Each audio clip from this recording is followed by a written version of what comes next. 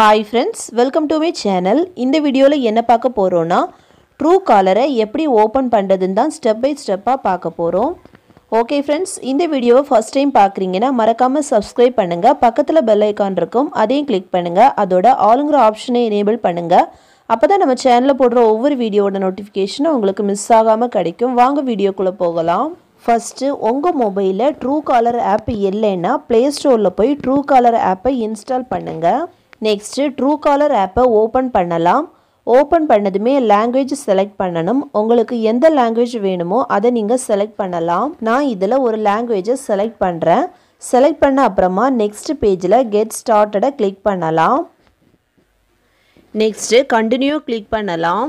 Next வர பெர்மிஷனுக்கெல்லாம் allow கொடுத்துக்கலாம். அப்பதான் Truecaller ஆப்பை யூஸ் பண்ண முடியும். அதாவது உங்க காலை மேனேஜ் பண்றதுக்கும் Truecaller வழியா கால் பண்றதுக்கும் கான்டாக்ட் அக்சஸ் பண்றதுக்கும் நெக்ஸ்ட் உங்களுக்கு வர SMS மெசேஜை பார்க்கிறதுக்கும் சென்ட் பண்றதுக்கும் இந்த பெர்மிஷனுக்கெல்லாம் அலோவ் கொடுக்கணும். நெக்ஸ்ட் ஃபோன் நம்பரை என்டர் பண்ணலாம்.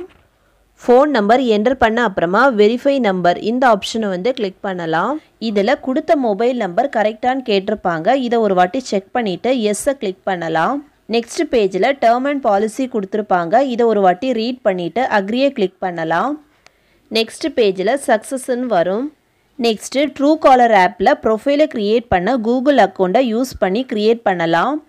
இல்லைன்னா ஃபில் இன் மேனுவல் இந்த ஆப்ஷனை கிளிக் பண்ணியும் ப்ரொஃபைலை க்ரியேட் பண்ணலாம்.